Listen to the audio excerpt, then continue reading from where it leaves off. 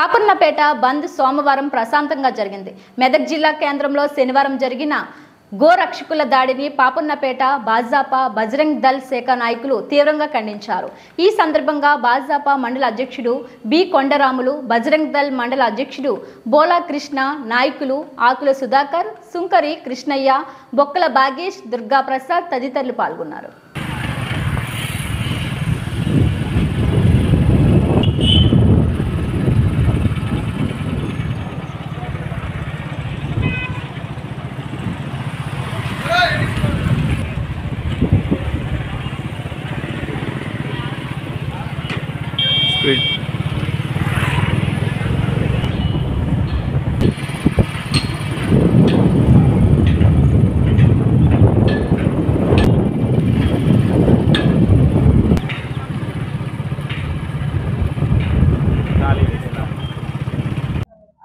భారత్ మాతా की జై.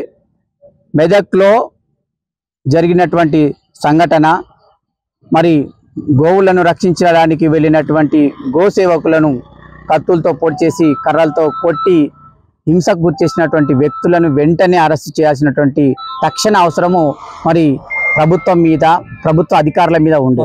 కానీ ఆలస్యం చేసి, సాయంత్రం వరకు ఆలస్యం చేసి అనేక రకాలైనటువంటి సమస్యలకు దారితీసినటువంటిది ప్రభుత్వ యంత్రాంగమే.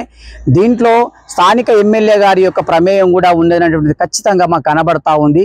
ఎమ్మెల్యే గారు, మీకు విన్నవించుకుంటా ఉన్నాం. ఇక్కడ స్థానిక ఎమ్మెల్యే గారు రోహిత్ గారు, మీకు మొన్న గెలిచినటువంటి తరుణంలో మెజారిటీతో గెలిచారు. ఇక్కడ దాంట్లో మా మెదక్ అసెంబ్లీ నుంచి బ్రహ్మాండమైనటువంటి మెజారిటీతో గెలిచినటువంటి మీకు మా హిందువుల యొక్క పక్షాన ఓట్లు పెద్ద మొత్తంలో పడ్డటువంటి విషయం సంఘటన సరైనది కాదా?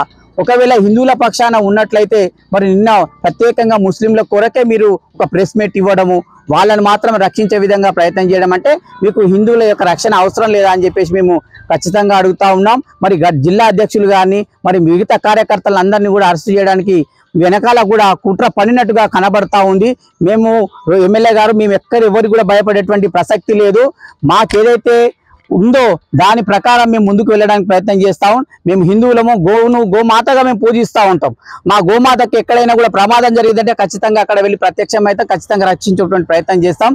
దాంట్లో కూడా మీరు ఒక భాగమైనటువంటి విషయాన్ని దయచేసి మీరు మర్చిపోతా ఉన్నారు. మీ పద్ధతి మార్చుకోవాలి. గడ్డం శ్రీనివాసన్న గారిని ఖచ్చితమే తొందరగా 24 గంటలు విడిపించేటువంటి ప్రయత్నం చేయాలి. అది మీరు కూడా బాధ్యత తీసుకోవాల్సినటువంటి అవసరం ఉంది. లేకపోతే పెద్ద ఎత్తున ధర్నాలకు, పార్టీ ఇచ్చేటువంటి పిలుపులకు అందరం కూడా రోడ్ల మీదకి వస్తాం. మా కూడా ఏ విధంగా మీకు బుద్ధి చెప్పాలో అదే విధంగా బుద్ధి చెప్పడానికి భారతీయ జనతా పార్టీ ముందుకు వస్తుంది. మీరు ప్రత్యక్షంగా నిన్న ఇచ్చినటువంటి ప్రెస్ మీట్ లో బీజేపీ కార్యకర్తలు రెచ్చగొడుతున్నారని చెప్తున్నారు. బీజేపీ కార్యకర్తలు ఎప్పుడు కూడా రెచ్చగొట్టే ప్రయత్నం చేయరండి. హిందూ సంరక్షణ కోసం, దేశం కోసం, ధర్మం కోసం పాటుపడేటువంటి కార్యకర్తలు అందరూ కూడా. కాబట్టి కార్యకర్తల్ని మీరు అనవసరంగా రెచ్చగొట్టే ప్రయత్నం చేస్తున్నారు తప్ప మేము ఎక్కడ కూడా రెచ్చిపోతున్నటువంటి లేదు. మా ధర్మాన్ని మేము కాపాడుకోవడం ప్రయత్నం చేస్తా ఉన్నాం. మీరు ఒక హిందువుగా మీరు కూడా మాకు సపోర్ట్ చేయాల్సి ఉండేది. సరే పర్లేదు, సపోర్ట్ చేయలేరు, కానీ సైలెంట్ గా ఉంటే కూడా బాగుండేది. కానీ ప్రత్యేకంగా ఒక వ్యక్తులకు, ఒక తరానికి మాత్రమే, ఒక మతానికి సంబంధించిన వ్యక్తులను మీరు కాపాడేటువంటి ప్రయత్నం చేస్తున్నారు. మేము కూడా మెదక్లో భాగమే కాబట్టి, మేము మెదక్లో హిందువులం, పూర్తి మెజార్టీ హిందువులం కాబట్టి మీరు కూడా ఆలోచన చేయాలని చెప్తా ఉన్నాం. కాబట్టి తొందరగా గడ్డం శ్రీనివాస్ గారిని వెంటనే విడుదలని చెప్పేసి, బేషరతుగా విడుదలని చెప్పేసి కోరుకుంటూ ముగిస్తున్నాం. భారత్ మాతా की జై.